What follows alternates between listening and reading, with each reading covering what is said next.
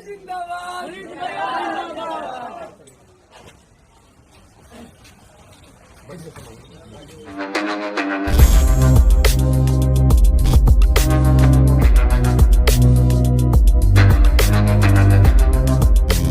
किया आज मिलने के लिए, मतलब जो आदमी हमेशा समाज में रहता था, एक बार सड़क पे उतर जाता था तो कम से कम 2000-4000 लोग सिर्फ सेल्फी लेने के लिए खड़े हो जाते थे।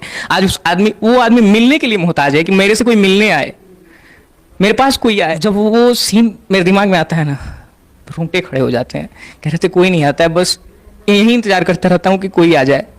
जाना मत, घर मत जाना, अभी अगले हफ्ते मिल के जाना। भाई मैं इतना बड़ा हो गया ना, मैंने मनीष भैया को रोते हुए देखा ही नहीं है। उस आदमी को कभी हमने आंख से आंसू गिरते हुए देखा ही नहीं है, और उस आदमी का आंख का आंसू बंद ही नहीं हो रहा था। कह रहे थे सब बर्बाद कर दिया, हमने किया क्या है अपने लिए। वो तो अभी तक ये पूछ रहे हैं कि गलती क्या हो गई मेरे से कि एनएसए लग गया मेरे ऊपर।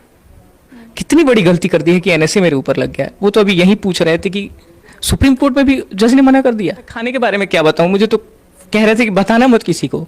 हफ्ते में 2 दिन तक खाना नहीं खाते हैं।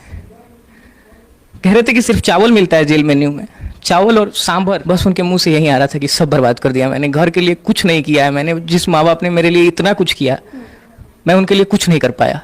मैं बस समाज बिहार जब से मैं मैच्योर हुआ, घर को तो मैंने कभी देखा ही नहीं। जो माँ पिछले 4-5 सालों से रिक्वेस्ट कर रही है कि शादी कर लो, जहां तक कि मतलब मैंने किसी की सुनी ही नहीं, सब कुछ बर्बाद कर दिया। आज खुद तो परेशान हुई, घर को भी मैं सड़क। इस वक्त हमारे साथ मनीष कश्यप के कजिन भाई मौजूद हैं, जो कि मदुरई गए थे उनसे मुलाकात करने। तो आज मनीष कश्यप किस हाल में हैं उस पर चर्चा करेंगे। पहला सवाल, जब आपने मनीष कश्यप को देखा मदुरई जेल में तो कैसी हालत थी उनकी? हालत क्या बताएं, मैं तो खुद को समझा के गया था कि उनको जाके समझाना है।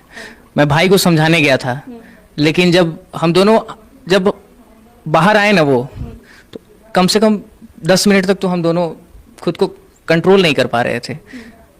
मेरे आंख से आंसू निकलने लगे, वो रोने लगे। बस बहुत हिम्मत करके हम दोनों बात करना शुरू किए। मैं समझा रहा था कि बस आप हिम्मत मत हारिए। बस वो यही बोले जा रहे थे कि सब बर्बाद कर दिया मैंने। अभी भी आप रो रहे हैं? सब बर्बाद कर दिया मैंने। बस मैं उनको कह रहा था कि भैया बहुत लोगों पे एनएसए लगा है, सरवाइव कर लेंगे, बस आप हौसला नहीं हारिए, हम लोग सब देख लेंगे।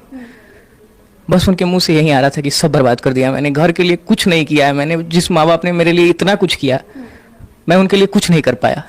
मैं बस समाज बिहार जब से मैं मैच्योर हुआ, घर को तो मैंने कभी देखा ही नहीं। जो माँ पिछले 4-5 सालों से रिक्वेस्ट कर रही है कि शादी कर लो, जहां तक कि मतलब मैंने किसी की सुनी ही नहीं, सब कुछ बर्बाद कर दिया। आज खुद तो परेशान हुई, घर को भी मैं सड़क पे ला दिया। पहली बार की मुलाकात में तो कुछ बात ही नहीं हो पाई हमारी। बस कह रहे थे गौरव जाना मत। आप अभी भी क्यों रो रहे हैं? बस जब वो सीन मेरे दिमाग में आता है ना, रोंगटे खड़े हो जाते हैं। कह रहे थे कोई नहीं आता है, बस यही इंतजार करता रहता हूँ कि कोई आ जाए। जाना मत, घर मत जाना, अभी अगले हफ्ते मिल के जाना। भाई जो आदमी मतलब घर परिवार के बारे में सोचा ही नहीं है कभी, न कभी माँ के बारे में सोचा है, ना बाप के बारे में, ना अपने परिवार के बारे में सोचा है। आज उस आदमी की स्थिति क्या है, मैं खाने के बारे में क्या बताऊं। मुझे तो कह रहे थे कि बताना मत किसी को। हफ्ते में 2 दिन तक खाना नहीं खाते हैं।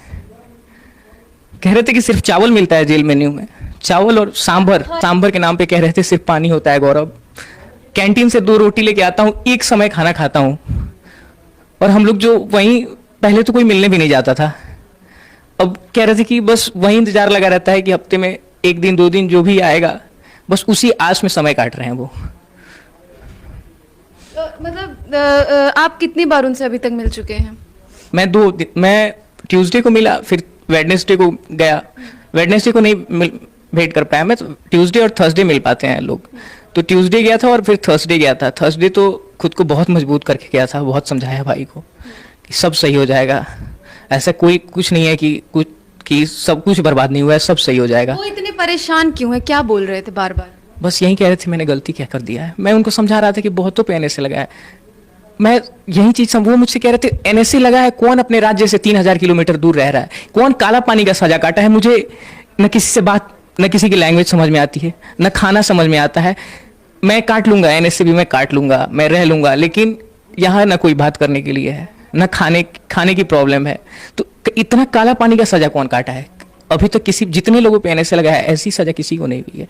कह रहे थे बस बिहार शिफ्ट करा दीजिए, बिहार पहुंचा दो। जिस बिहार के लिए मैंने इतना किया, आज मिलने के लिए, मतलब जो आदमी हमेशा समाज में रहता था, एक बार सड़क पे उतर जाता था तो कम से कम 2000-4000 लोग सिर्फ सेल्फी लेने के लिए खड़े हो जाते थे। आज वो आदमी मिलने के लिए मोहताज है कि मेरे से कोई मिलने आए, मेरे पास कोई आए। कह रहे थे कि केस सुप्रीम कोर्ट में केस था, सब खत्म हो गया होगा, पैसा कहाँ से आ रहा है? हम बोले भैया टेंशन मत लीजिए, हम लोग सब बेच के लगा देंगे। ज़्यादा दिक्कत होगा, आप जिसके लिए लड़े हैं ना, बिहार आपके साथ खड़ा है, क्राउड फंडिंग करेंगे। क्राउड फंडिंग की बात मैंने की तो कह रहे हैं ये कभी मत करना, लोग छोड़ देना हमको ऐसे ही, और फिर दोबारा वहां मत जाना, हाथ मत फैलाना लोग। मतलब अभी भी उनके अंदर हिम्मत है, लेकिन अब टूट रहा है वो आदमी ना, जो आदमी मैंने बोला खाना पे ध्यान दीजिए। अंडा मिलता है हफ्ते में एक दिन, अंडा नहीं खाते हैं, नॉनवेज खाते ही नहीं। मैंने समझाया कि नहीं खाइएगा तो कैसे रहिएगा। कह रहे कैसे हो गए हैं वो? मतलब अभी उनकी जनता एक बार जानने को इच्छुक है कि मनीष कश्यप किस हाल में, आपने वो बता दिया, कैसे हो गए हैं वो अभी? एकदम दुबले हो गए, एकदम दुबले हो गए। मैं बोला नहीं खाइएगा तो कैसे रहिएगा? कह रहे थे कि ज़्यादा खा लूंगा ना तो रात को नींद नहीं आएगी, रात को मेरी आँख खुल जाएगी, ज़बरदस्ती सो जाता हूँ, इसीलिए नहीं खाता हूँ। दिन में एक बार खाता हूँ, हफ्ते में 2 दिन तो फास्ट करते हैं, क्योंकि वहाँ की खाना समझ में नहीं आता है। अच्छा, उनको बाहर निकलने दिया जाता है कि नहीं? नहीं, बाहर नहीं निकलने दिया जाता। उनको एक स्पेशल सेल मिला है, स्पेशल सेल में है, उनको वार्ड की तरफ भी नहीं जाने दिया जाता है। एक छोटा सा रूम है, उसी के अंदर उनको सिर्फ रहना है, कहीं बाहर नहीं निकलने दिया जाता है उनको। मतलब कभी भी बाहर उनको नहीं निकलने दिया? जब भी मिलने आते हैं कोई, हफ्ते में 2 दिन मिलने दिया जाता है, बस वही मिलने आते हैं। बाकी कह रहे थे कि उंगली पे बस यही गिनता हूँ कि ट्यूसडे और थर्सडे, कब ट्यूसडे आएगा कब थर्सडे आएगा, यानी कि कब कोई मिलने आएगा। पहले तो मिलने भी कोई नहीं जाता था। जो आदमी हमेशा समाज में रहा है, आज उससे वो मिलने के लिए लोगों से तड़प रहा है, आज उसके साथ कोई खड़ा नहीं है। मैंने समझाया कि भैया पूरा बिहार खड़ा है आपके लिए, पूरा बिहार खड़ा है। लेकिन अच्छा, मतलब वो हमेशा बिहार वालों के लिए इतना किए हैं, लड़ते रहे हैं, तो आज भी कोई मिलने भी नहीं जा रहा है, तो इस चीज को आप कैसे देखते हैं एक भाई होने के नाते? बहुत बुरा लगता है। परिवार के बारे में कभी सोचा ही नहीं है, वो तो बस यही कहते रह गए कि परिवार के बारे में सोचा ही नहीं कभी मैंने। माँ कैसी है? माँ दिन भर रोती रहती होंगी, कुछ नहीं किया उन लोगों के लिए, ना शादी किया, ना कभी मेरी कमाई से उनको कुछ हुआ, कुछ नहीं किया, ना माँ के लिए किया, ना भाई के लिए किया, ना किसी परिवार के लिए कभी कुछ किया ही नहीं। परिवार के बारे में हफ्ते में बात भी नहीं करते थे। मम्मी 2-2 हफ्ते तक कॉल करते रह जाती थी, बात तक नहीं करते थे।